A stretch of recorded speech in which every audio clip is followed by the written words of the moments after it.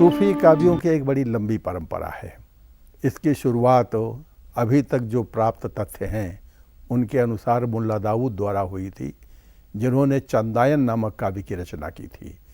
चंदायन मसनवी शैली में लिखा हुआ पूर्वी अवधि का महाकाव्य है, जिसमें लोरिक की कथा है और उसी के आधार पर लोरिकायन या चरैनी या गाथाएं भी साथ साथ विकसित होती रही हैं। दूसरे महत्वपूर्ण कवि हैं कुतुबन। इन्होंने मृगावती नामक एक महाकाव्य की रचना की थी। ये भी प्रेमाख्यानक काव्य है और बहुत श्रेष्ठ काव्य माना जाता है। तीसरे इसी क्रम में मंझन नाम के कवि हुए हैं, जिन्होंने मधुमालती नामक एक महाकाव्य की रचना की। वो भी प्रेमाख्यान है, सूफी विचारधारा से और उसी शैली से प्रभावित। सबसे महत्वपूर्ण है जायसी। उनकी अब तक 6 काव्य कृतियाँ प्राप्त हुई हैं, जिनमें सर्वश्रेष्ठ तो है पद्मावत, जिसमें अलाउद्दीन और पद्मावती की प्रेम कथा है। वो मसनवी शैली में लिखा हुआ कई खंडों में अवधी भाषा के माध्यम से रचा हुआ काव्य की दृष्टि से उत्कृष्ट कोटि का काव्य। दूसरी कृति कान्हावत नाम से प्राप्त हुई है। इसमें कृष्ण की कथा है।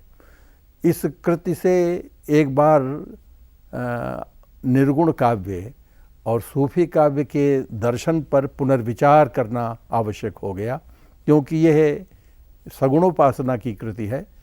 सगुणोपासना में अवतार लीला का वर्णन किया जाता है, जबकि जायसी को अब तक निर्गुण काव्य धारा का कवि कहा जाता रहा है। पर कान्हावत कृष्ण कथा से जुड़े होने कारण यह संकेत कर रहा है कि जायसी पर निर्गुण और सगुण दोनों को प्रभाव था। उन्होंने अवतार लीला कथा भी लिखी है और साथ ही साथ निर्गुण ब्रह्म निरूपण भी किया है। उन्हीं की कृति है अखरावट, जो अक्षरादि यानी अकारादि क्रम से जीव जगत ब्रह्म माया इत्यादि दर्शन की चर्चा करता है। उनकी अंतिम कृति रही है आखिरी कलाम, जिसमें इस्लाम दर्शन का निरूपण किया गया है। एक कृति है मसला नामा, जिसमें उन्होंने तरह तरह के मसले माने लोकोक्तियाँ, दृष्टांत वाक्य दिए हैं, जो जनजीवन में बहुत प्रचलित है। आज भी वार्तालाप में, पारस्परिक बातचीत में लोग उन्हीं मसलों का प्रयोग करते हैं। ऐसे ही ज्ञानदीप, शेख नबी, हंस जवाहर जो काशिम शाह का काव्य है, इंद्रावती जो नूर मोहम्मद का काव्य है, अनुराग बांसुरी भी उनका महत्वपूर्ण ग्रंथ है, शेख निसार का यूसुफ जुलेखा नामक महत्वपूर्ण काव्य आया है, और जान कवि, सूफ़ी जान कवि तो सूफ़ी काव्य धारा के बहुत ही महत्वपूर्ण कवि रहे हैं। इनके नाम से लगभग 60 ग्रंथों का उल्लेख इतिहास ग्रंथों में किया गया है।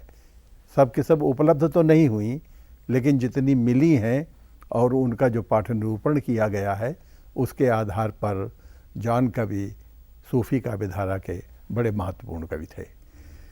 तो अवधि में लगभग 1 दर्जन ये महत्वपूर्ण महाकाव्य सूफ़ी काव्य धारा से जुड़कर जो रचे गए हैं, वो साहित्य संपदा की दृष्टि से बहुत ही महत्वपूर्ण है।